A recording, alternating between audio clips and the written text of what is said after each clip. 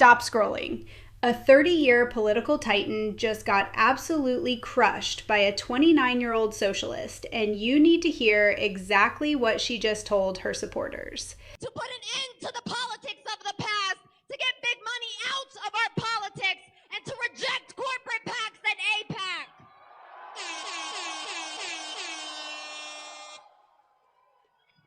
And no, we will not wait to end the genocide in Palestine.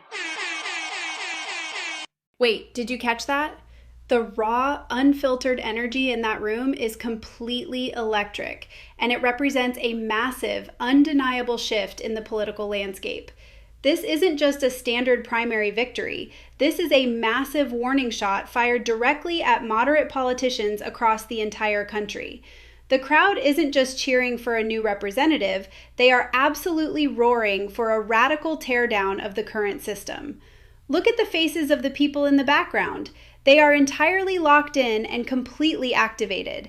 The political establishment usually relies on quiet, polite transitions of power, but this is exactly what a political earthquake looks like when it hits ground zero. They aren't asking for incremental changes or compromised legislation. They are demanding an immediate, aggressive overhaul of the status quo, and they finally have the voting numbers to actually pull it off. Abolishing ICE is just one step, right? Democrats have been in power multiple times over the last few decades and did nothing to address the immigration reform that we actually ICE need. Expenditures, increased spending. Exactly. Yeah. And so I think there has to be an immediate pathway for every single undocumented immigrant that's here in this country today that does not require them to shell out thousands of dollars to go through the process, for it to take decades at a time to be able to get to citizenship, an immediate pathway to citizenship. Look at the absolute confidence she has when delivering this policy. She isn't backing down or suddenly pivoting to the political center now that she's actually won the primary election. She's doubling down on immediate pathways to citizenship without the massive fees and decades-long wait times that have defined the system for years. What is truly fascinating here is the total departure from traditional political doublespeak. She is sitting on a digital stream, speaking directly to a younger, highly mobilized demographic that completely bypasses the traditional cable news networks. This is exactly how the new guard is communicating and organizing. They aren't holding stuffy, highly controlled press conferences. They are sitting in gaming chairs, speaking casually but fiercely, and laying out policies that aim to completely dismantle legacy systems. The old rules of political campaigning are effectively dead. We've heard about Daria Liza Avila Chevalier, who is a Democratic socialist who won.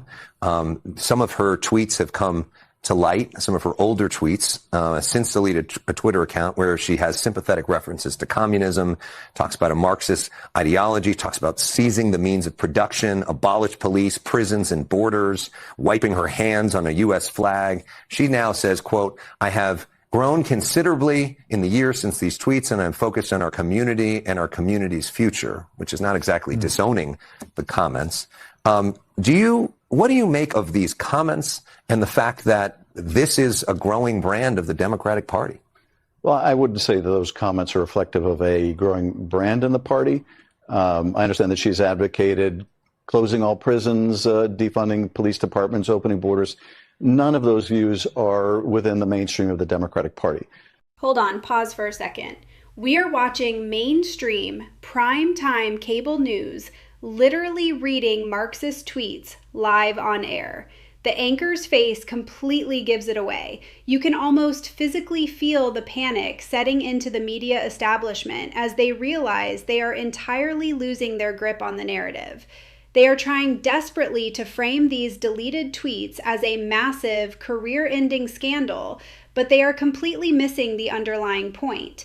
The voters who put her into power absolutely do not care about deleted tweets.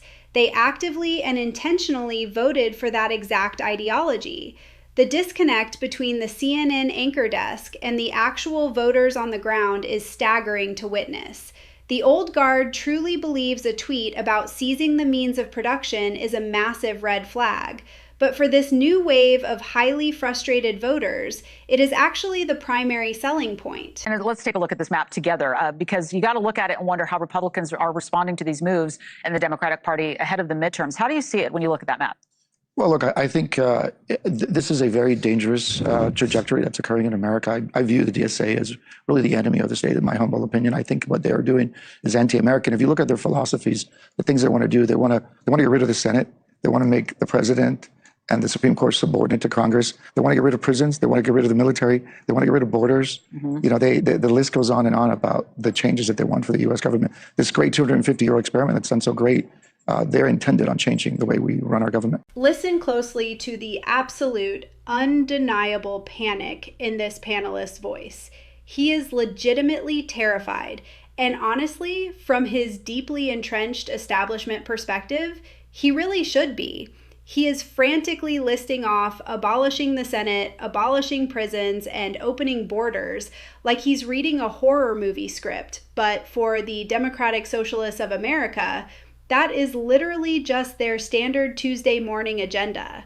The visual of the Capitol dome looming in the background while they discuss completely dismantling the institution is incredibly poetic.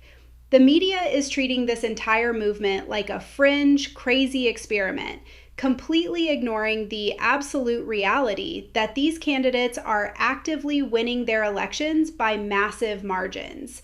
You absolutely do not unseat a 30-year incumbent by accident or luck. The establishment is trying to sound the fire alarm, but the voters have already cut the wires. Colorado's first congressional district is the latest to see a shift to the far left. Voters ousted Democratic Representative Diana DeGette in favor of political newcomer Milot Quiros in the primary. It marks a major generational shift as well. DeGette came to Congress in 1997, only months before 29-year-old Quiros was born. Did you notice how fast the network had to pivot their graphics for this?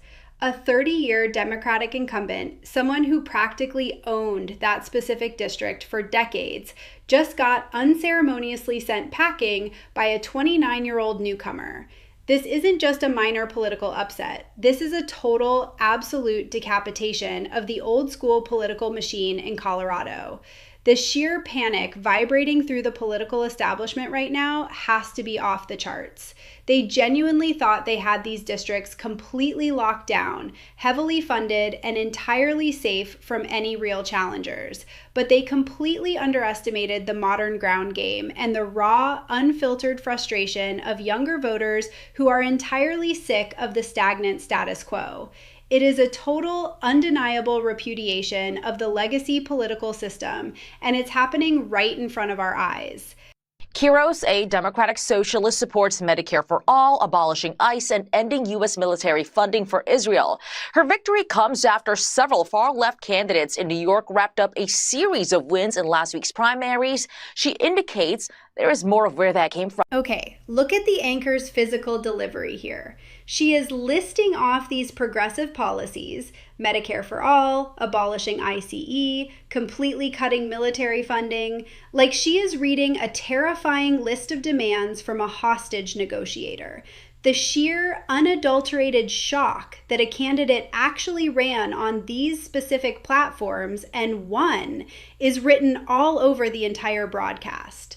Traditional political science has always told candidates to run to the center to win general elections, but we are currently watching that entire outdated playbook get thrown straight into a wood chipper. This is the exact, precise moment the legacy media realizes that their standard labels and fear-mongering tactics simply aren't working anymore. The voters heard the terrifying socialist label, looked directly at their skyrocketing rent prices and completely stagnant wages, and decided they wanted radical change instead. They'll survive for a couple of years, Laura, but in 5 years, people are going to look back at Hakeem Jeffries and Chuck Schumer, as shocking as this may sound, and they're going to say they were the reasonable moderates of the time, and the DSA types, the far left, the communists, have taken over that party. We know that Chuck Schumer and Hakeem Jeffries, their policies are pretty far far out there, compared to what's coming online in the modern Democratic Party, it's just going to get weirder and weirder and scarier and scarier. That's why I think, unfortunately, the only sane party left is the Republican Party. Look at the strategic framing happening here. You have a massive, prominent figure in the Republican Party going on national television to basically warn the entire country that the opposing party is getting weirder and scarier. But what is truly interesting is the subtle underlying admission in his statement. He is openly acknowledging that the moderate wing of the Democratic Party, the exact people his party is used to fighting, the people they know how to systematically beat, are being completely overrun by a new faction. The old, reliable political strategies simply do not work against a modern movement that actively, proudly embraces the radical label. He is trying hard to frame it as a deep negative, but to the young people voting for these socialist candidates, scarier just means highly disruptive, and disruption is exactly what they are craving. The political map is literally rewriting itself. Hit subscribe if you want to stay ahead of the shift.